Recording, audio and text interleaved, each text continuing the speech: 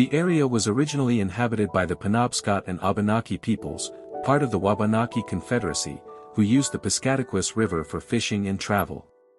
European settlement began slowly in the late 18th century. The land was granted as part of a large township in 1798, but permanent settlers didn't arrive until after 1803 when the first families from Massachusetts and New Hampshire cleared land along the river, separate towns, Dover and Foxcroft, 1808-1860s. In 1812, the plantation was divided into two separate towns, Dover, south of the river, and Foxcroft, north. Both were named after Massachusetts' hometowns of early settlers, Dover, Massachusetts and Foxcroft, MA.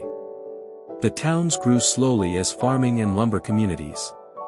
By the 1820s, 1830s, small mills sprang up along the Piscataquis River, powering sawmills and grist mills.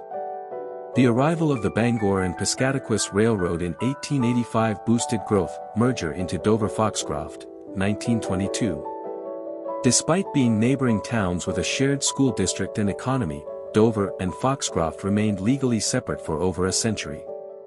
Economic pressures, declining population, and the need for consolidated services led to a historic vote in 1922. The two towns merged to form Dover Foxcroft, becoming the shire town, county seat, of Piscataquis County, the least populous and most rural county in Maine, industrial peak and textile era, late 19th, mid-20th century. The late 1800s and early 1900s marked Dover Foxcroft's industrial high point. The American Woolen Company built a large mill in 1881 to 1882, later known as Mayo Mill, which became one of Maine's major woolen textile producers, employing hundreds at its peak. The mill attracted immigrant workers, especially French Canadians and later Greeks. The town also had canneries, foundries, and a thriving downtown. Fires, especially in 1895 and 1931, destroyed parts of the business district but led to rebuilding with brick structures still seen today, decline, resilience, and modern era, 1950s present. Like many Maine mill towns, Dover Foxcroft suffered when the woolen industry collapsed after World War II. The Mayo Mill closed in 1957, causing major job loss. The town shifted towards small manufacturing, healthcare, education, and tourism.